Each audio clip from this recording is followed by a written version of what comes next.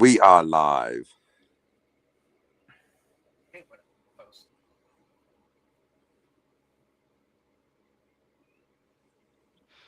Took the wrong clip. Oh no, it's gonna blow. That's what she said. Duck and No. cover. 9 viewers. 2. Really need an intro.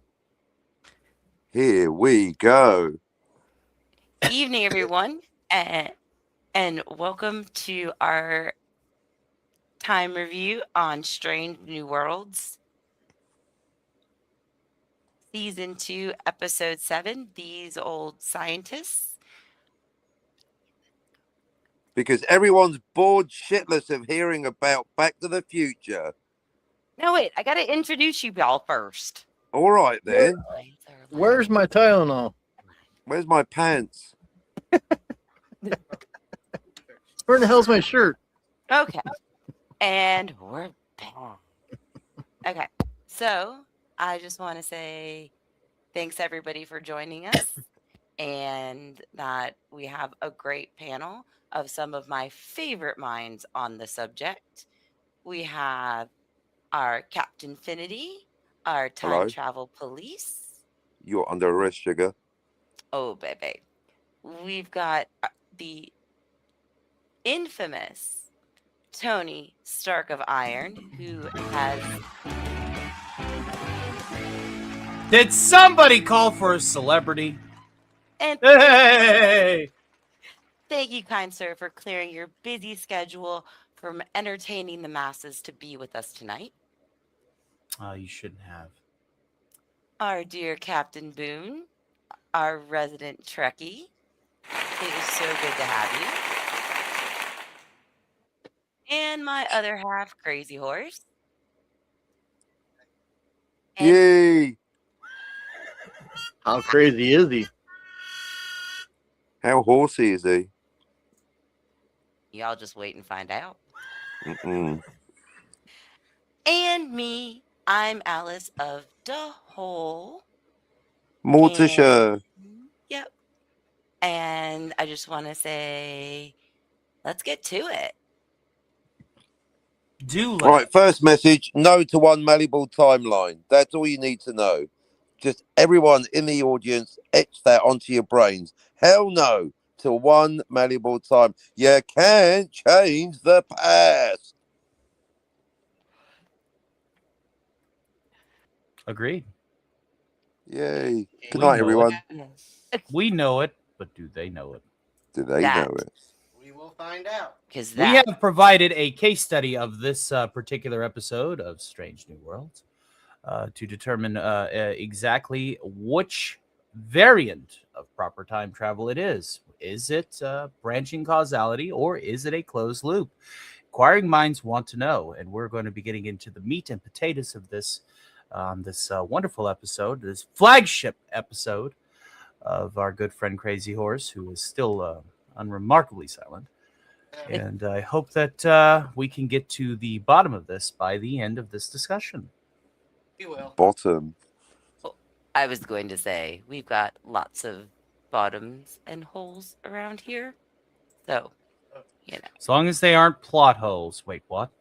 No? Boom, there you go. It is actually very exciting for us because for me, this is the first episode of Star Trek or any time travel story where it could go either way. It could be closed loop or it could be multiple branching timelines. But one thing we know for damn sure is it's not one malleable timeline, in spite of what La'an Noonien Singh might tell you. Exactly. I go close loop. I do feel that it is too, but I do like the fact that at some points they keep you guessing. They do. Right? See, I don't think that's intentional on the writer's part, but as we've learned over the weekend, writer's intention doesn't matter. If the writers think it's malleable, they're very much mistaken. Because you can't change the past. So Boimler bumbling around, I think it's bonus unintended comedy. Boimler bumbling around, going, "Oh, I better not do anything. I better not bump into anything. I better not upset anything. I better not talk about anything from my future, my present, your future," is completely pointless. Because if it's a closed loop, everything's already done. And if it's multiple timelines, he's in timeline B anyway. Whoa, Cap. We might be going a little too fast for some of these folks out here. Well, Might I'm hoping they're not fucking morons. Might have to break it down. Should we tell them a little bit more about, what had gone The on? laws? Oh, the laws are a good place to start. Yeah, well, at least Clobby's Law. Clobby's Law, a perfect answer to the so-called grandfather paradox, which we occasionally, frequently call the teenage McFly erasure paradox, or indeed, as Tony knows, the past prevention paradox. Basically, the answer is that, hence, from Clobby's Law, which almost everyone agrees with, the time traveler cannot prevent their own birth retrospectively, because if they did, who's doing the time traveling? Almost everyone on YouTube, almost, is on board with this self-evident logic. Clobby's Law is sacred. Now, given the circumstances that a lot of these people are relatively new to the game, because I see a lot of members of my community here hail to Fox Hills, hail to Swollen Salad, respectively. A lot of people probably don't even know who Clobby is. Should we elaborate on the late and great Mike Alonso? I do believe we should. It would do Nice him one, some Tony. great Do you honor. want to do that? Absolutely. Mike Alonso was a comic book geek who was well-renowned, had a great community, and was also hyper-intelligent. Now, I don't say super intelligent, I say hyper-intelligent.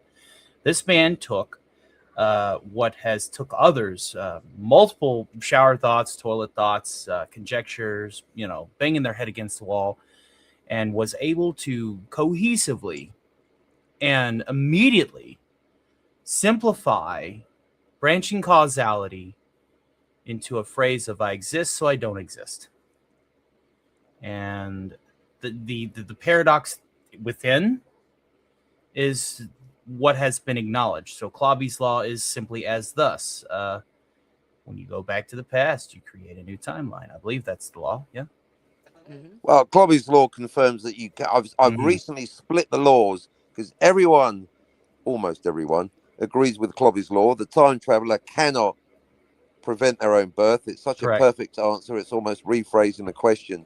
But from that, we combine Clobby's Law with chaos theory, the butterfly effect, and we get Captain's Law, which is no to One Malleable Timeline. Because a lot of stories out there are based on the time travelers running around like Boimler, trying not to do anything, trying not to upset history, trying not to prevent their own birth, not realizing they can't. It's impossible. Therefore, they must be in a brand new timeline, unless it's a closed loop, in which case they can't change anything because they come from the future they created, like in Terminator. Another way to look at it is if you look at Avengers Endgame, and which they got the time travel wrong in the second and third act, but in the first act, the premise of what Hulk said, it resonates. And if you go back to the past, from your perspective, that is your new future, and you cannot undo your future by going to the past, because guess what? The past is now your future. So there is no instance that the time traveler is ever threatening themselves by moving into a new timeline or just establishing the primary timeline with a closed loop interaction. So now that we Paradoxes have- are impossible, kiddies. That's why they're called paradoxes. Right? A paradox, by definition, has a solution. So now that we have some of these laws kind of out there for everybody to kind of understand and digest, how do they apply to this episode? Jury's Twice, still out on that unfortunately. one. Yeah. Yeah, it could be closed loop because we see there's no smoking gun. There's no evidence that Boimler creates any changes. Therefore, it could be a closed loop. And as we'll discuss, there's at least a couple of situations where it seems like Boimler has basically made a self-fulfilling prophecy about the future, which would indeed, like Terminator or 12 Monkeys, make it a closed loop. In other words, Boimler came from the future that he created by traveling to the present from the view of Captain Pike. There's a few hints for this from the beginning intro and the very end. And Castle Grayskull says today's hearsay is tomorrow's prophecy. Correctamundo. It's heresy, but close enough. Oh, sorry. Put my glasses That's all on. right. Ciao Bella to Castle Grayskull. God, the chat's blowing up. I'm loving this. Let's go ahead and actually welcome these fine folks to the chats. Let's see. We got our good friend Suzanne Eckstein. Hail to you. Hail to Crazy Horse 1985. It's a pleasure to see you doing double duty in the chat and the panel today. Hey, it's Director Arcater. A pleasure. I'll go ahead and now read your chats now because he is also coming to the same conclusion as we have. He says, I continue to consider the fact time travel makes no sense, even in fiction. It makes it multiple timelines or bust, which is a mistake in media generally, where ostensibly you want people investing in just one timeline, just because they would all be valid. Hail to Richard Spake out there. It's a pleasure to see you, sir. Hit me up on Discord after this over things that are totally irrelevant to the show. Hail to our good friend Fox Sales out there. He's one of my moderators. He's a great guy, and I'm pretty sure that you two will get along, Cap. We got Alice of the Hole also working double duty in the chat as well as on the panel. Hail to our good friend Zach, a.k.a. Swollen Salad, a.k.a. Richard Spake's son. Legitimately, truly, no boast, no cap. And hail to the great Castle Grayskull until we meet again. And I believe that is our daily on the 8th with our active chats. Nope, Commodore has also posted in the chat. So we have 3 people doing triple duty tonight. So it's good to see you guys. Good to see you guys. Thank Nice. you for being here for our first live stream. I think someone's microphone might be a little bit quiet there. He's trying to speak through Alice's microphone because, well, we'll talk about that in post. Size of a mouse. Sorry. All right, so I believe we should go ahead and do our floor outline here. We already have our initial conclusions, and then we should get to the synopsis, and hopefully, after a bit of discussion, we can come to a consensus on whether this is a closed loop or a branching causality. What do you guys think? Yeah. Sounds And great. by the way, to Grace's question, Grace's law is going backwards in time does create a new timeline. Unless, of course, it is a closed loop, which is a perfect segue into this episode. I think my vote is closed loop. Would you like I'm to leaning elaborate? towards closed loop, but ultimately there's no smoking gun. It could go either way. But I agree. It feels like closed loop. In the beginning, before they went through the portal, you had Tindy explaining that her grandmother discovered the portal. And as you move through the episode, they come back with the Orions, and it turns out that Boimler kind of influenced that on who discovered the portal, because they made the agreement at the end with Pike that the Orions would be known for discovering Being the portal. scientists. Mm-hmm. Yep. Then at the end, when they got back to the animated, she said, I told you my grandmother discovered the portal, but if Boimler and Mariner weren't there, that whole timeline wouldn't have happened. Sorry. Trying to go back from memory. That is a good way to provide a linchpin into your thesis.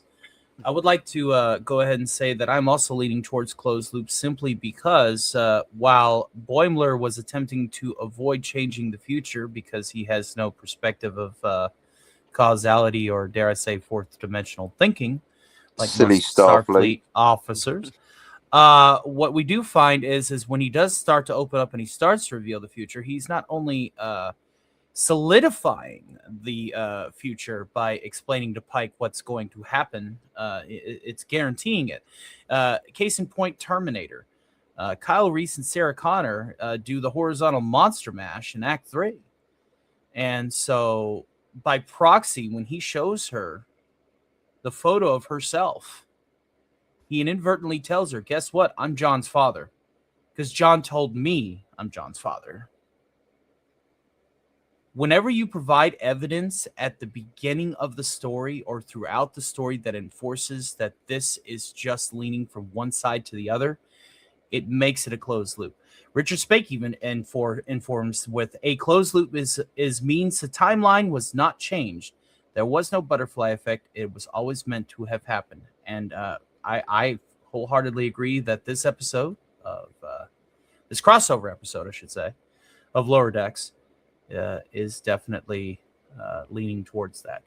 Everything that has Agreed. happened leans up to. It's a domino effect from one side to the other. But what are your thoughts, Captain? Because you're Yeah, not hence completely the sold yet. butterfly effect, because Yeah. for it to be closed loop, there has to be zero change. If there's one pixel, one butterfly wing, one hair out of place, then it is immediately a brand new timeline. There's no safe time travel versus dangerous time travel versus impossible time travel that prevents the birth of the time traveler. The moment you put one butterfly wing out of place, that's a change. Any change is big change, and that's why, hence the butterfly effect. And so far, we've seen zero evidence for change, which doesn't. Absence of evidence is not evidence of absence. So that's why we cannot guarantee there's no change, but certainly there is no on screen change, which is why we are leaning towards one fixed timeline, aka closed loop, like Terminator. Yeah, and in the very beginning, for me, coming to my own conclusion, it was a lot about the dates. It was in the beginning, they talked about, the portal's not been active for 120 years. And then when Boimler is in sick bay, they ask him, what time he comes from. And he jokingly says, oh, it's about 120 years ago. And then Pike says, well, you don't look a day over 100. And so there's so many references to the time, the last time this portal was activated, Which would have been by Boeing. which would have been by Boimler when he came Right. through it. So for me, the fact that the same time in the beginning is the same time time difference they were talking about in the end kind of made me think that it was kind of closed loop, because the dates were all matching up, because if Boimler never came back, so sequentially, and it would have been since Boimler came back, if he had not come back, we wouldn't have had him activating the portal 120 years ago. Right. He's the person that was activating it 120 years ago. Yeah. I think Starfleet just wiped it from their records. Probably stuck it under Section 31. That's a good point, because that would be the smoking gun. If there was a record of Boimler being on the Enterprise before he left his present, that would be conclusive proof. If he was there, if there was evidence of his being in the past, from his perspective, before he left his present, then that would prove that it's a closed loop. That would have been a nice touch. But as I say, I think the writers think the author intention was probably malleable, because that's certainly what Anne Noonien Singh thinks, which is obviously great for dramatic tension, as Not Brian points out. You need that for a story, the whole tension of, oh, don't knock anything over. But basically, there is no dramatic tension from changing things, because it's a closed loop, so you can't change things. And if it's a multiple timeline, then it doesn't matter if you change something, because you're not going to affect the original timeline A, because you can't change the past. One of them, isn't it? Yeah, where's sci-fi when we need it? We don't. I just did it We for him. don't. We intrinsically do not need him. Yeah, do we need someone to get drunk and start flirting with? Anyway, This on. is a lovely conversation so far. Right? Oh, Just hello, want to Matt say, hey, Arnold. Matt Arnold. Hey, Matt, what's Matt up? Arnold. I And sent him the link. our dear friend Arctur says, I don't Mm. feel even the gold standard time travel applications do not bear scrutiny. At best, you have new timelines under delusion of continuity with Bear, yeah. others. Started good, starting to lapse into word salad. What is a delusion of continuity? He's distracted. Okay, so That's no excuse. You can't go typing and then get distracted. It's a very sensitive topic. In fact, I'd like to at this point mention Jessica's Law because I'm almost surprised that no one in the chat's gone, time travel isn't real.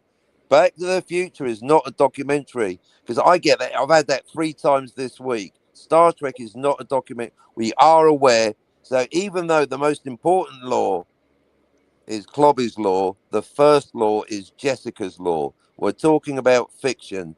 Time travel to the past isn't real. Now, some people Scotty, make the mistake of thinking, it doesn't have to make sense because it's fiction. No, it has to make sense because it's fiction. That's what Mark Twain said. Do you want to argue with Mark Twain? I don't. He's dead. Well, maybe our Captain Boone could chime in on this one or give us his opinion on this one. Richard has a comment here. The Department of Temporal Investigations would be the one that classified it, not Section 31. But the thing is, the TVA are totally redundant because you can't change the past. It's a lock. The TVA, that's why I'm the time travel police. It's a joke. There's no need for the TVA because there's no danger because you can't change the past because it's not malleable. Therefore, there's nothing to police. You're either in a brand new timeline where you're free to change as much as you like, or it's a closed loop where you have no free will and you cannot change anything. So, what is the point of the TVA? There is no point. They're redundant. They're fired. Well, I would say it's a closed loop because the poster of number one was never changed. It was still the same, and that's the reason why that Boimer joined Starfleet in the first place. And I agree. Numero una. Una Chin Yeah, Riley. and I agree everything what Crazy Horse said earlier. What? And Who's typing? my apologies. Not me. I'll mute. Someone's getting fan mail from the serious groupies. topic. It doesn't hold together even in fiction, which may well tell us something about reality.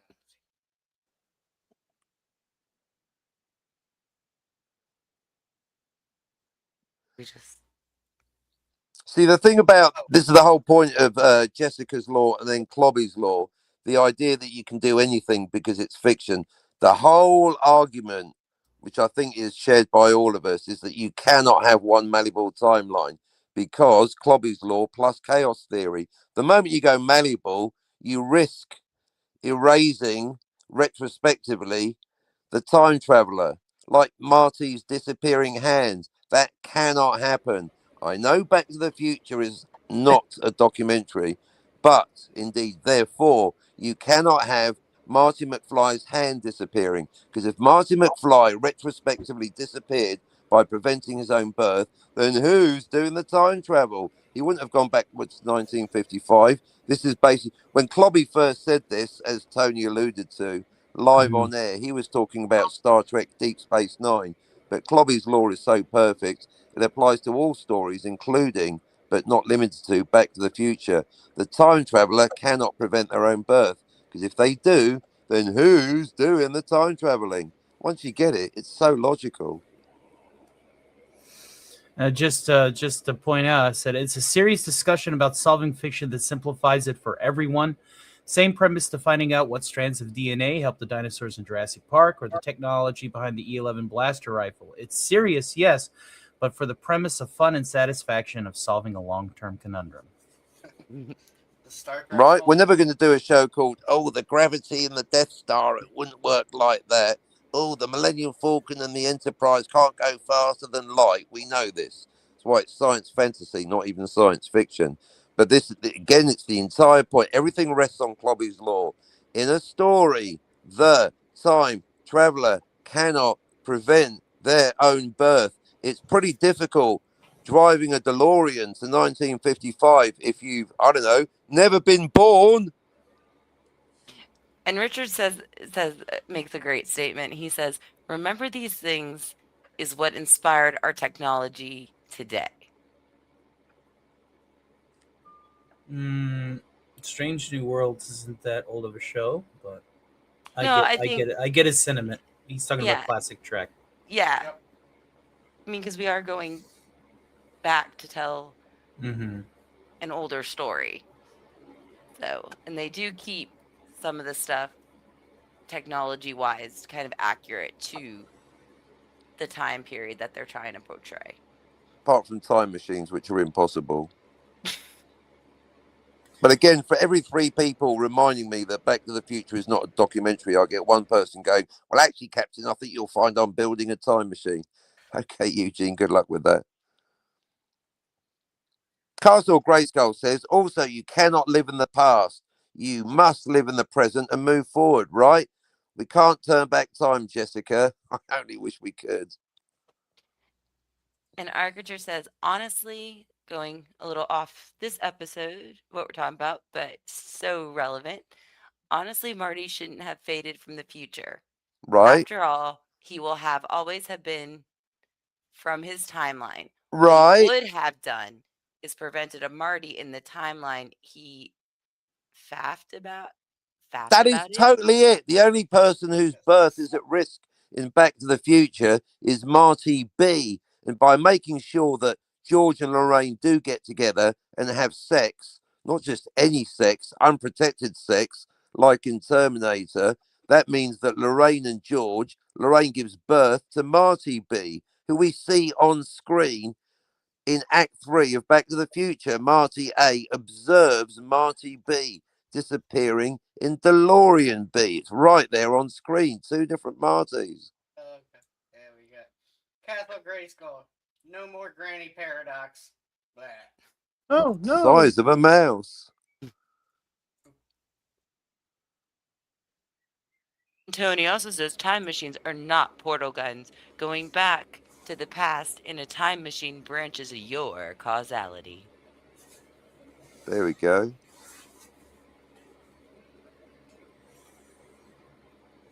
All right, so we have a list. Did we get Jim's conclusion on whether it's closed loop or malleable or not, or not malleable, but branching causality? Oh, we've got our first criticism from the Swollen Salad. You guys think about these things too much. No, Bob Gale and Robert Zemeckis didn't think about it enough. The time traveler cannot prevent their own birth. If you don't like thinking, this maybe isn't the show for you. We have more fun.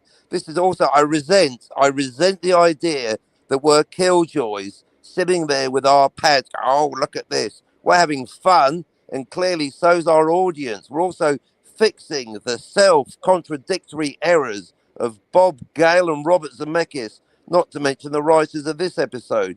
We're fixing things, we're making Star Trek more logical, and we're having a shitload of fun. Thank you so much. I'd like to clarify, we're not looking for anyone's approval, just your money. And yes, I did say earlier closed loop because the poster of number 1 was never changed. It was still the same. Right. And also on the Time Temple agents, the first time we seen them was on DS9. Right. We really never seen them on the original series, so that does not apply here. Oh. And to continue with Swollen Salad, I cannot enjoy a story that makes no damn sense, that spits in the face of Clobby's law. The time traveler cannot prevent their own birth. Therefore, the moment I see Marty McFly's hand disappearing, I'm like, this is some fucking bullshit. And I cannot enjoy bullshit. I've tried to enjoy bullshit, but I can't. But because I'm a positive, fun-loving guy, I don't complain about bullshit. I fix bullshit in my forthcoming book, Time Travel Police. Get your money ready now. So we've come to a general consensus so far that we've all are kind of saying closed loop, but I want to kind of talk about why maybe it wouldn't be closed loop. Or Right? how many different timelines could actually have spurted off from timeline This A. is where we have another law, basically where Clobby's law is no, or rather, you can't, the time traveler cannot prevent their own birth. Captain's law, no to One Malleable Timeline. Grace's law, yes to multiple timelines, Bird of Prey 5's law, all stemming from Clobby's law. Every time a time traveler goes backwards in time, it creates new timeline. And therefore, just like Back to the Future, this episode has two journeys backwards in time, which would therefore give us a total of 3 timelines if it isn't closed loop. If it is multiple timelines, as per Grace's law, there are 3 timelines. The first one, timeline B, created by Boimler, the equivalent of Martin McFly. In fact, he's actually referred to as Future Boy in the episode as a mirror, presumably deliberate, to Back to the Future. And then, of course, the ensign, brain fart. What's the ensign called? Mariner? Beckett Ensign Mariner. What's Her Face arrives later, creating Timeline C.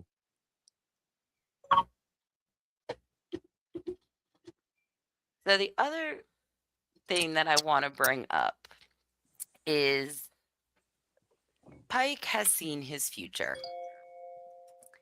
And, you know, in the one scene when they're standing in his kitchen and he decides he wants to have a word with them, with Boimler and Mariner, and Yep. they kind of dance around the Ensign fact. Beckett Mariner. That's the creator of Timeline C. If it was multiple timelines.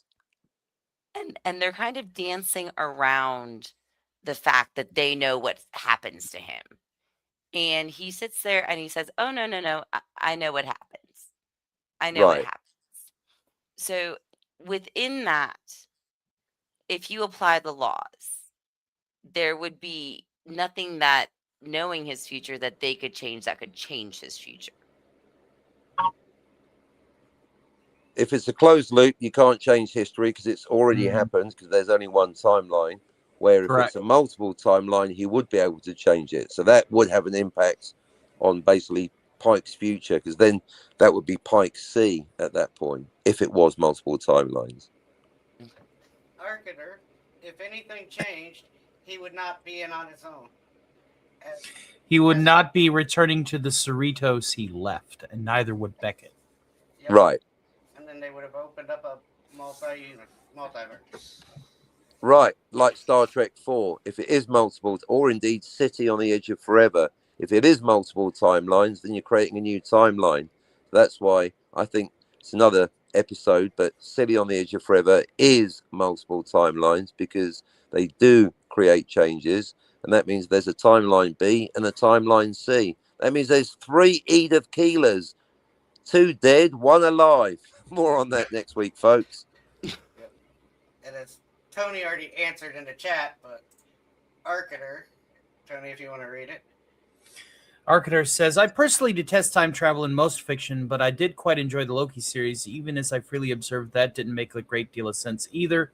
Nevertheless, good for Loki. I simply replied with, I solved the conundrum of Loki Season 2 just a few episodes in. When dealing with infinite parallels, there's no finite way of branching off one floor of the infinite hotel from the rest of it. I knew that sieve would always fail. Please So that's report. neither here I nor haven't there. watched Loki, so I can't comment.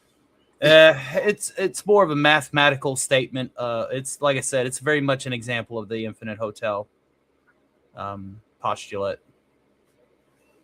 when you really break it down.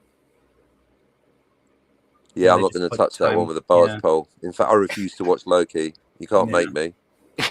You're not gonna. I know make that. nothing don't- about it. No pressure here. Got my hands full with freaking Star Trek. This is a 5-year mission. Do you know how many episodes of Star Trek have got time travel? It's freaking 5 in TOS. Or is it, that's already debatable. Apparently it's 7. No, it's 4. Guess we're going to find out.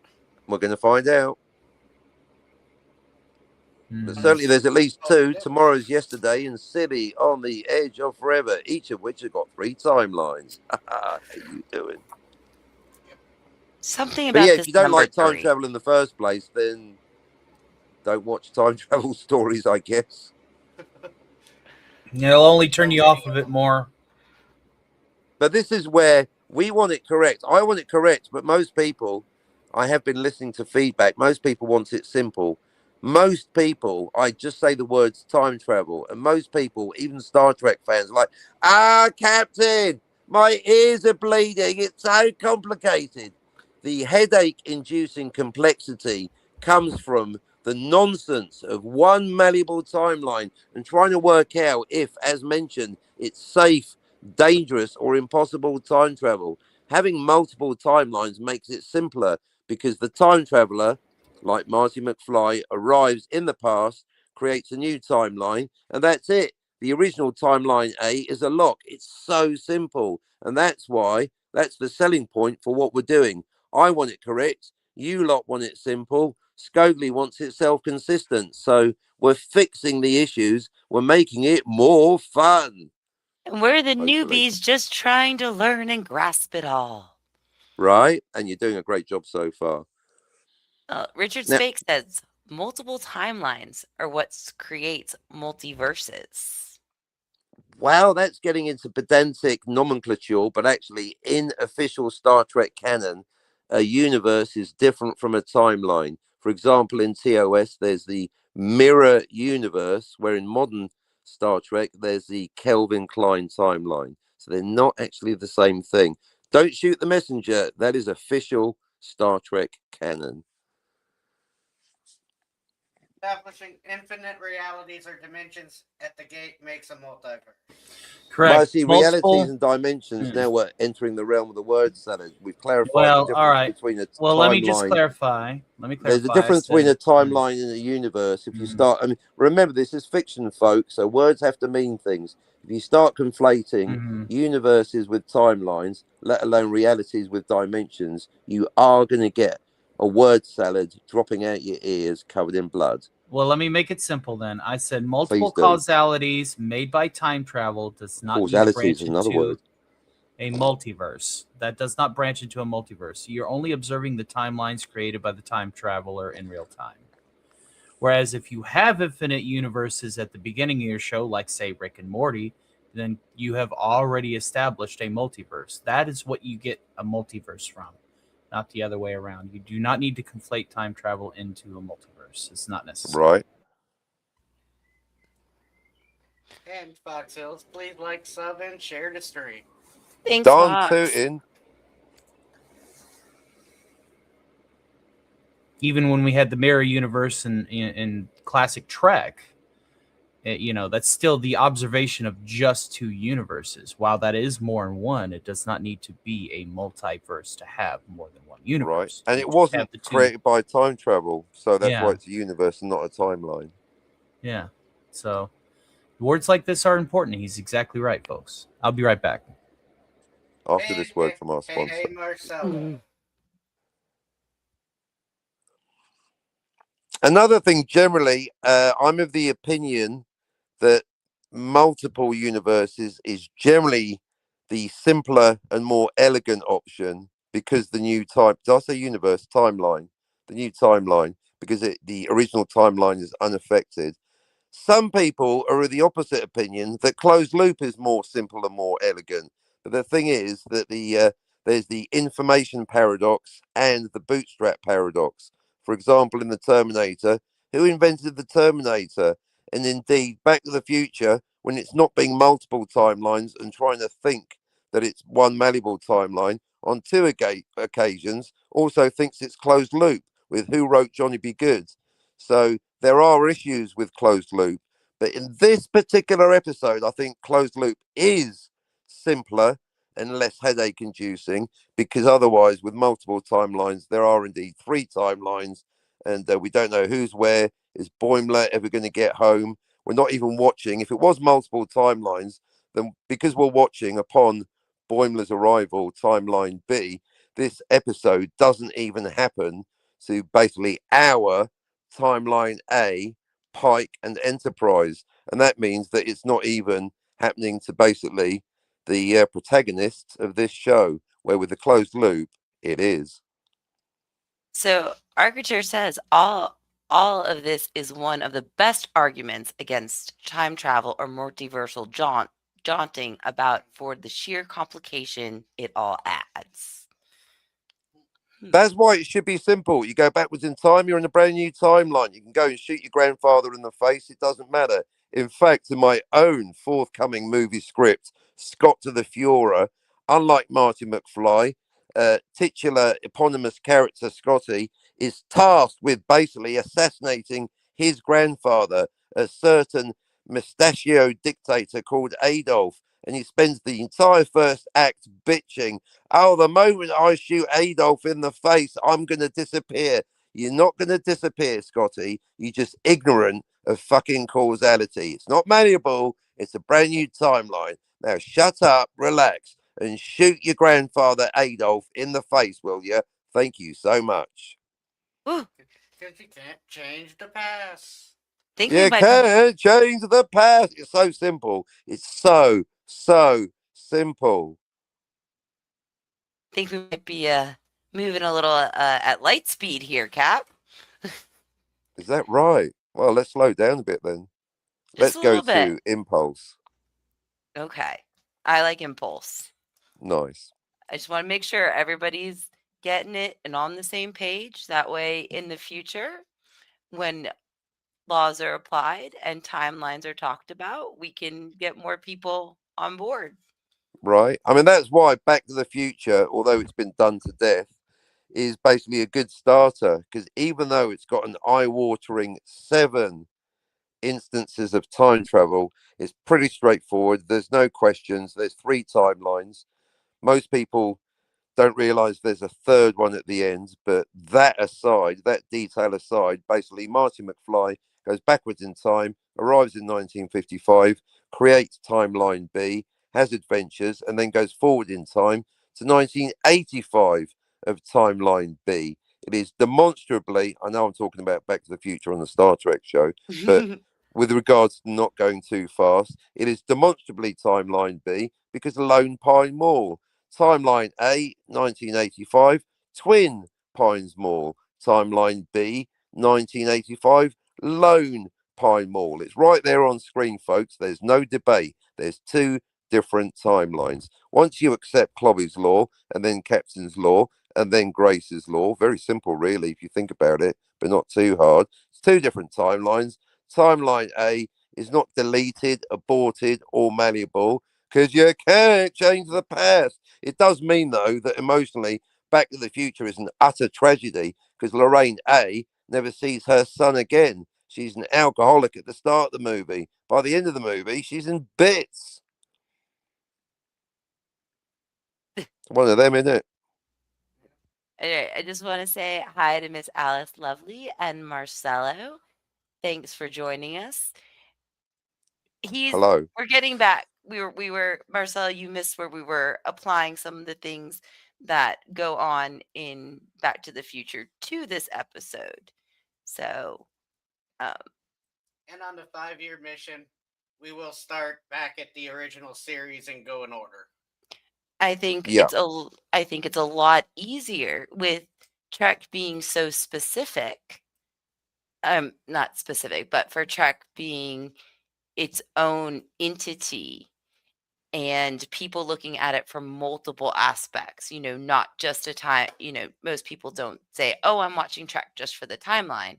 I think that Captain was trying to take something like Back to the Future, though it came after the first instances of time travel in TOS. Indeed. I think it makes it a little more it makes it easier for people to understand these laws so we can go back and apply it.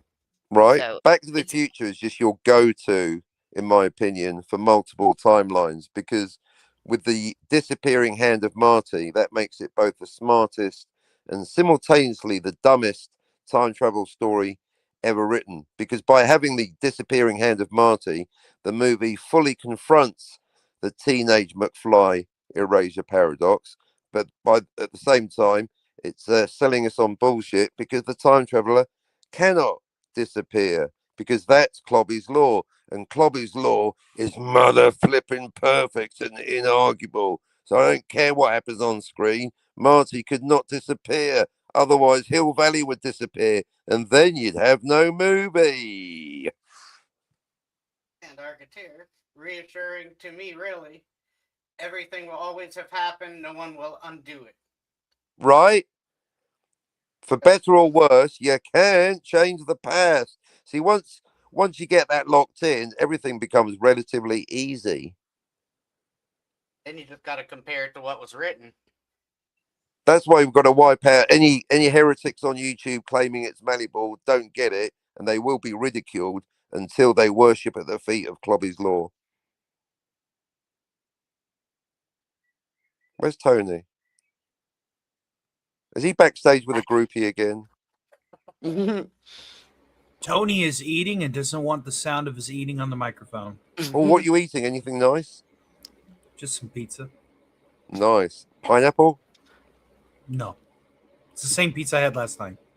Oh, excellent. Leftover pizza, the best pizza. Damn right. So Give we me don't have a about 5 minutes. slideshow, but are we going to go through a rough outline of the episode in order of the events as presented? Let's do it, because I think we did a good job rallying up some people, getting some opinions going. Right. And so, Which is what we want. Fools never differ. Great minds think alike independently. We have a great discussion in the chat. Yeah, let's keep the chat going because again, we're all centered around one thing. Clobby's law. For those of you paying attention, we've rattled off a few: Captain's law, Jessica's law, Grace's law. I've not even talked about Yvette's law. We've mentioned Bird of Prey 5's law. I've not mentioned DVB's law, Max Walker's law. Have you seen Time Cop? There's about 26 timelines, 6 billion off-screen timeline. No, but anyway, but it all stems from one thing: no to One Malleable Timeline, because Clobby's law says the time traveler cannot prevent their own birth. That is inarguable, and if anyone wants to argue it in the chat, please do, and we're going to hammer you with logic. okay, so timeline A is the very original timeline. Yes? Yep. You always start with timeline A. Everyone gets a timeline A. Raiders of the Lost Ark gets a timeline A. Obviously, there's no time travel in Raiders. Imagine that time travel in an Indiana Jones movie. What a ridiculous idea. See what And I then did we there? get and then we get June? timeline. Yeah, go on. Okay, then we get timeline B when Boimler originally shoots through the portal.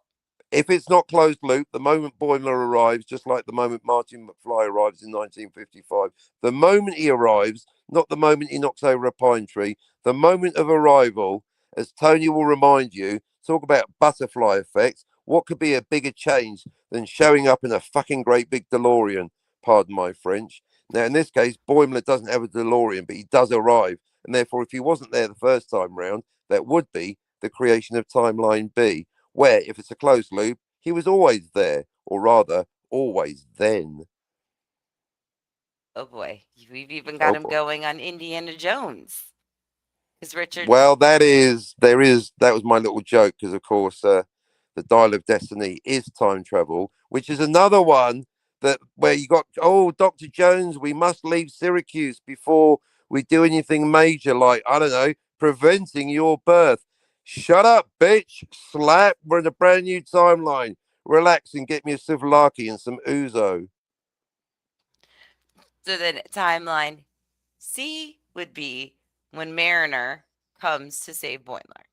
Correct. He's about to leave and she arrives, which did get me wondering, a new complication. If it is multiple timelines and Mariner's arrival creates timeline C, does that mean in timeline B, where she doesn't arrive, Boimler does go back through the portal?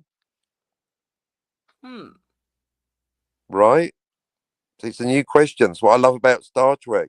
The topic is a rabbit hole. You start off with one thing, Clobby's Law, and before you know it, you've got a 50-year shower thought, a 100-page book, correction, 104 pages. I'm about to add another 4. This is never going to end. And in case anyone's forgotten, time travel to the past is made up. It's fiction. I think that's the beauty of it. It's made up, and yet the grandfather paradox, the teenage McFly erasure paradox, it's an unavoidable question. It is a thing. You can't prevent your own birth. So we've got 3 timelines. 3 timelines. And then we bring it back around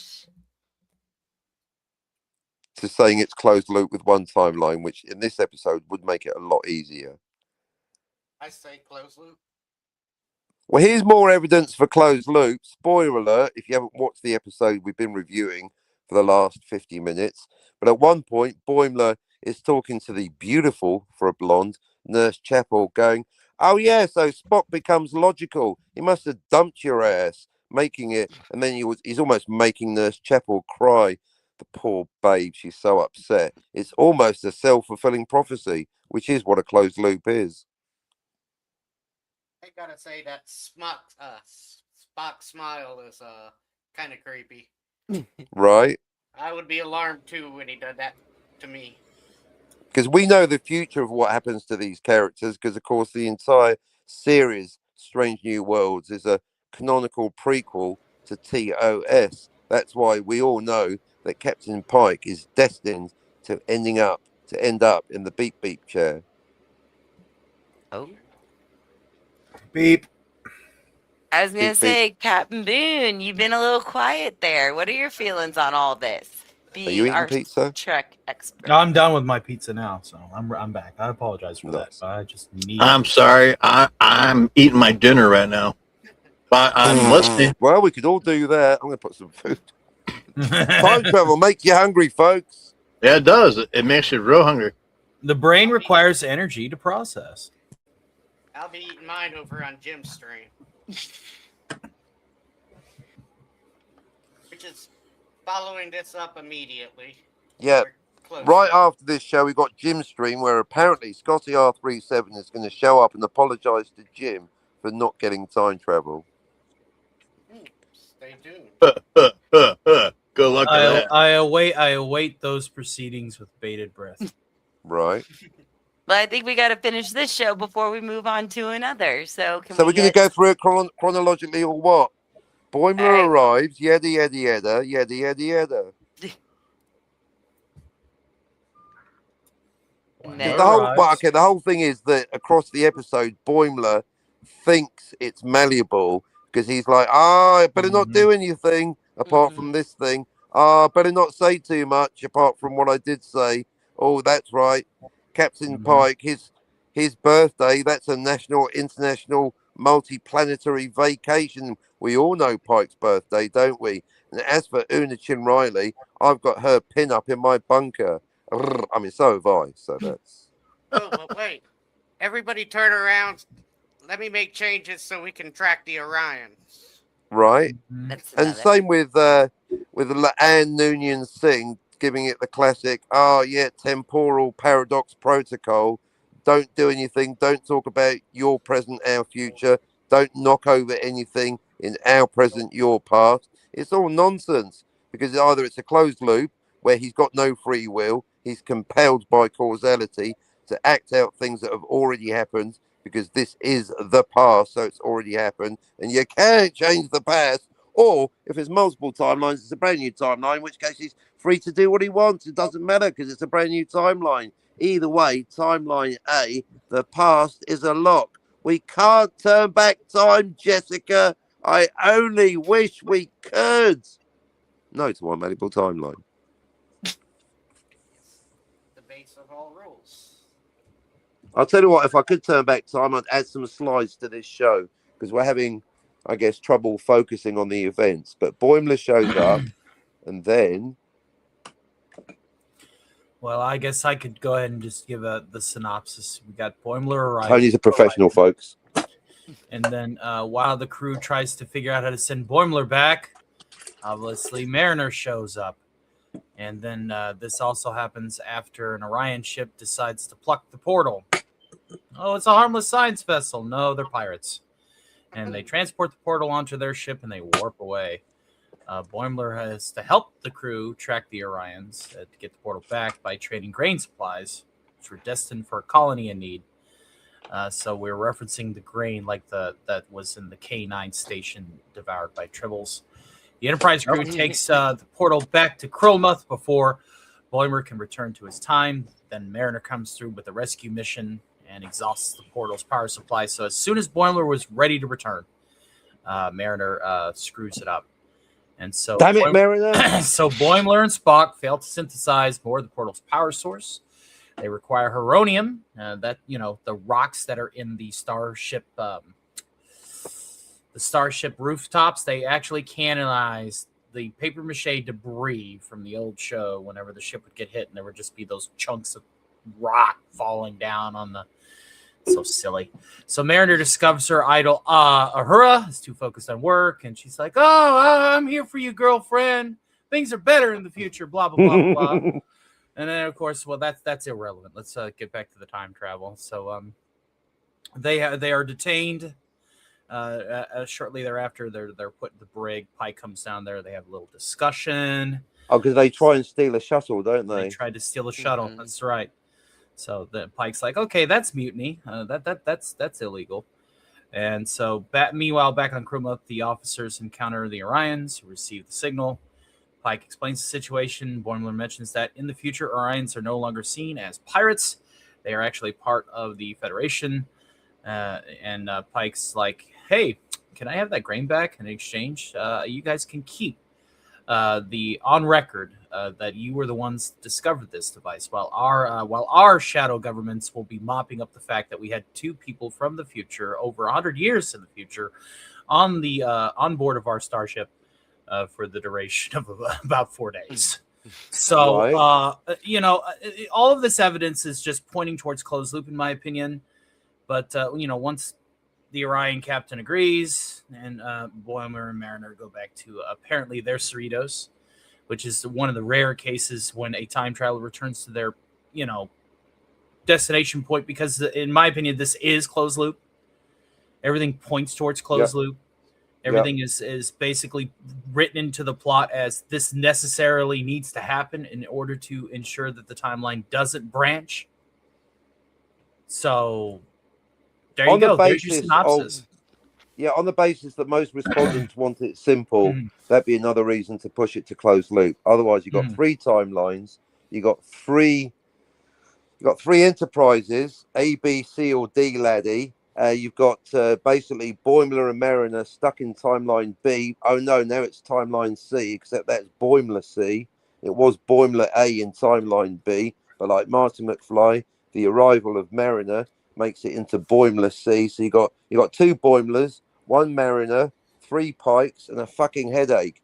So on the basis, I think almost to push us over the edge, on the basis of the audience want the simplest option, we don't want unnecessary headaches. Yeah, viewers with bleeding ears do not make for paying customers.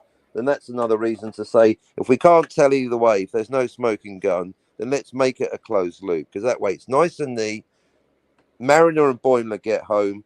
Pike and Co had an adventure, even though they can't mention it in their records because of the TVA or Section 31 or fucking Keystone Cops, whatever. So yeah, I'm now also realizing, for the sake of simplicity, because who wants bleeding ears? Let's make it a motherfucking closed loop. And then Mariner introduces them all to an Orion Hurricane. And at the end of the show, they're all getting crazy on Orion Hurricanes. With the proper right, which would be continuing timeline C if it wasn't closed loop. Well, yeah, that means that now in the past they've always had Orion Hurricanes, unless they kept them a secret on Pike's Enterprise. Well, no, they gave them the recipe to make that, and also that makes it multiple timelines. The moment you've got one change, as mentioned, then it's multiple timelines. For it to be closed loop, there has to be zero change, and therefore, for it to be closed loop, you have to assume that those drinks were always in that timeline. Otherwise, those it is drinks multiple. were always in that timeline. Those drinks were always always in come that down to timeline. drinks. It's Always a come bootstrap. It's a bootstrap concept to begin with, right? Right.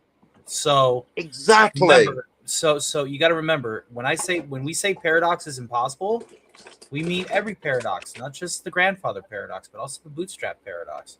Right, like Those who wrote Johnny Be Good, or who invented the Terminator? If the Terminator goes backwards in time and leaves a hand behind, and that gives you Cyanide systems, exactly. Okay, wait, go back, slow down for a second. Really fast, because I know we're getting close to ending. Well, what Tony said about the bootstrap paradox, also the information paradox, for those people that say that closed loop is simpler, this is the complication, is you have the question of who wrote Johnny Be Good? Who gave Mayor Goldie the idea to become the mayor? I like the sound of that. Yeah, except you already had that idea yourself in Timeline A. That's why Back to the Future is not closed loop. The Terminator is closed loop. So who invented the Terminator? Was it Cydyne Systems or was it the Terminator? Because the Terminator went backwards in time, left his hand behind, that got picked up, and then they deconstructed it, retrofitted it, that's the word, and then made more Terminators, didn't they? So that's the bootstrap and the information paradox. And that's why closed loop does come with a built-in headache, which we're now experiencing. All right, so this is the proposition that I will make. The Orion Hurricane has already been a thing, or else Mariner would not know what it was. Okay? It is only enforcing the closed loop series of interactions because, again, it's just like whenever Kyle Reese told Sarah Connor that, he was basically John's father. Things that are passed through the interaction within the closed loop do not diverge from the closed loop. It only reinforces it. Only reinforces it. What Tony said. I think that really helps a lot of listeners out there bring it full circle. Legitimate, literally and figuratively, because it's a closed loop. Yes. Nice. Well, I think it's breaking down time travel is something that I think was a little out of reach for a lot of people, but I think with explaining it with Star Trek, Back to the Future, I think a lot more people will be able to get in on the conversations and it be enlightening to a lot of people. Because again, the most common resistor, well, it's always the opposite extremes. You've got Scotties to the left of me, Scogleys to the right. You've got people either going, this is too complicated, I want it simple, it's fiction, there are no rules. Or you've got people going, there's more rules, there's 11 rules. What about the position of the Earth? What about the mass energy totality? I don't care, it's a story, it's made up. Well, then why do you care about causality? Because the time traveler can't prevent their own birth. Everything stems from Clobby's law. It's not called Clobby's polite motherfucking suggestion, folks. It's Clobby's law. The time traveler cannot prevent their own birth. But it's fiction, Captain. Ow! Why'd you hit me, Captain? Because I fucking told you. The time traveler cannot prevent their own birth in fiction. Clobby's law is inarguable. It trumps everything, including Marty's disappearing frickin' hand. Quit slapping yourself over there. I was slapping He's about an ready to give imaginary himself a Scotty. black eye. He's getting psyched up. What are you talking about? Psyched up. You might need a cold shower with this one. I've got No a Scotty kidding. effigy and I'm slapping it and it gives me pleasure. What? Oh my goodness. Well, this has been a conclusion, so let's go ahead and just do a quick synopsis. Are we all in concordance that this episode is a closed loop iteration? Yep. Do you believe so? Yep, let's go with that. Seems good, but of course, so as is with all these things, it's always good to also look back and go, maybe we missed the detail. So we may visit this down the line. You never know. Well, that's a homework for you guys out there. If you want to prove us wrong, which is, if we are wrong, then we want to be proved wrong. If you find watching or rewatching that episode one gnat's cock of difference, one butterfly wing out of place, any demonstrable difference, then it is absolutely necessarily multiple timelines. Like Lone Pine Mall, Twin Pines Mall. Marty McFly in 1955 knocks over a pine tree on Old Man Peabody's farm, thus making sure that in 1985 of Timeline B, it's Lone Pine Mall. That's why there's no argument about there being two different timelines in Back to the Future, because in Timeline A, 1985, it's Twin Pines Mall. Timeline B, 1985, it's Lone Pine Mall. It's right there on screen. It's inarguable. And with that, I think we need to start wrapping it up. I think we've come to. So Thank you very much. So I would like to thank everybody on the panel, thank you for indulging my nerd. And Nah, thank you bollocks. for breaking stuff down for me because y'all's brains are beautiful. And I appreciate you taking the time to share them with me and with anybody else that might listen to this. I would love to thank our chat, our wrenches, our admins, and everybody that's doing double, triple, gazipple duty to help make the maiden voyage happen. I just want to say, our mission is to Educate you. educate and to seek out new timelines, new laws, new theories, and boldly go where no discussion has gone before. Even if Nice. it takes Next a week, couple are we times. going to do Strange New World Season 2, Episode 3, the other time travel one? I do believe so. And that one is deep. Yay! And then we will start with the original series. And then we're going to go back to the original series, starting with Tomorrow is Yesterday, And then Mhm. go which in order. flummoxed the AI. Correct. And we've got lots of homework to do and lots of stuff. Yeah, I still think, Thank as I say, a lot of people are like, Captain, will you please shut the fudge up about Back to the Future? But as recently as 2 days ago, a certain other channel did a special on Back to the Future, going on about it for 4 hours with a panel of 10 people to the tune of 300 listeners, and they got it completely wrong by taking a massive dump on Clobby's Law. So anyone that thinks, well, it's over with Back to the Future, it's been out for 40 years, well, clearly people are still talking about it. So certainly if there's anyone out there that's like, can you do if you want us to talk about Back to the Future as a basic starting point, then write in to Crazy Horse, courtesy of this channel, yada yada yada. Yep. So with that said, I guess we can go around the horn and plug Tony and Jim and Well, not in front of the kids. Yeah. How you doing? you got coming up, Tony. All right, kids. Let's see here. This is a big schedule. Let's see if we can do this in one good take, shall we? And don't worry, the song that I'm about to play is not going to ding you for copyright because I'm a little bit better than that. Oh my. This is free to use music, so let me know if y'all want it. It's actually a pretty good one. Hold on. Make sure I can find it. Coming up on the Stark of Iron channel is a motley assembly of variety shows meant for the comedic entertainment that we desperately crave. Tomorrow night on Tuesday, we are going to be doing an after show starting every Tuesday after Taco Tuesday on Snowdub with none other than Alf After Hours, ladies and gentlemen. That's right. You want more puppets? You want more pandemonium? We're going to be introducing a whole new block for fellow cottoneers far and wide. You might even see a few puppets made by Crazy Horse and Alice here. Stark's Thursday Matinee, the variety show that will overtake the variety show on every Thursday before the day of the other variety show. That's right. You want more characters, more parodies, more puppets, more pandemonium? You're going to be able to get that every Thursday as we continue our holiday block through the breadth of December and New Year's proper.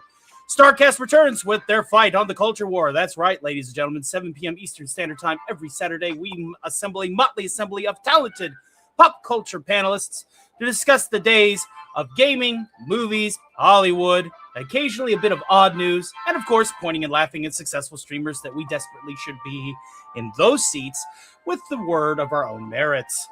And as always, ladies and gentlemen, be sure to check out Alistor, the Radio Demon, that is now a VR chat semi-exclusive, as well as bonus shows that are unlocked forthwith.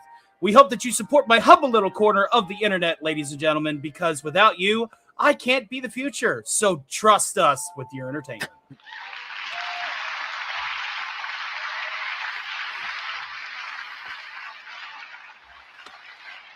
I may be a bit of an egomaniac, but that's all part of the fun.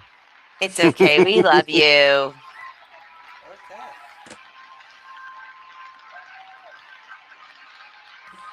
What you got? Back to you, Tom, in the studio.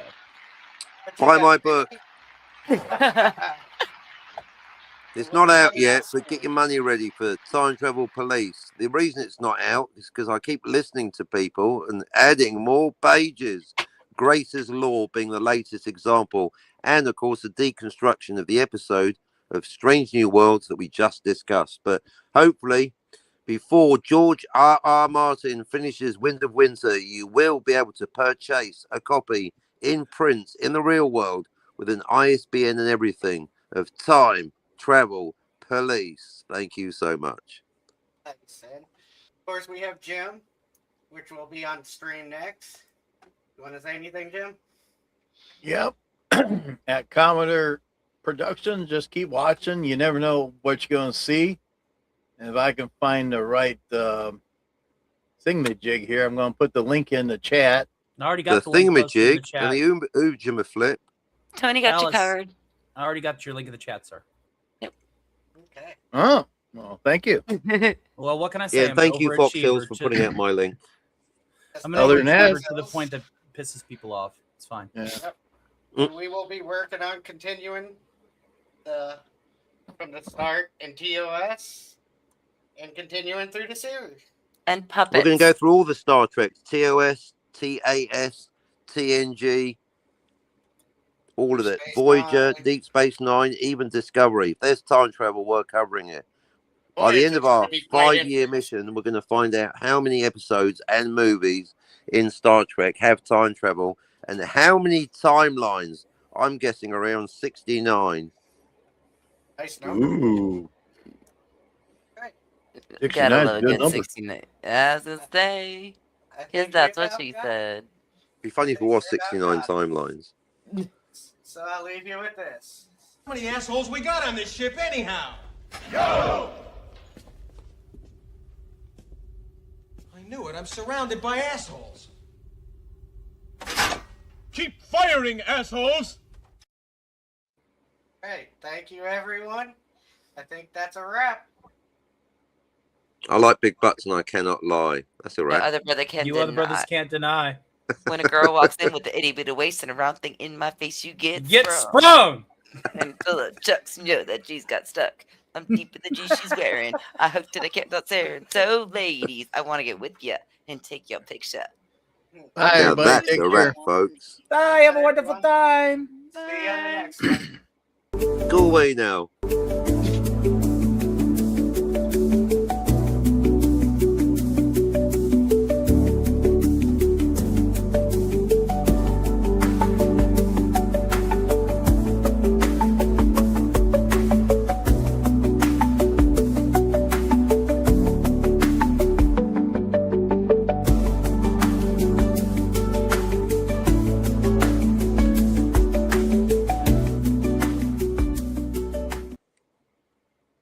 Homunculus.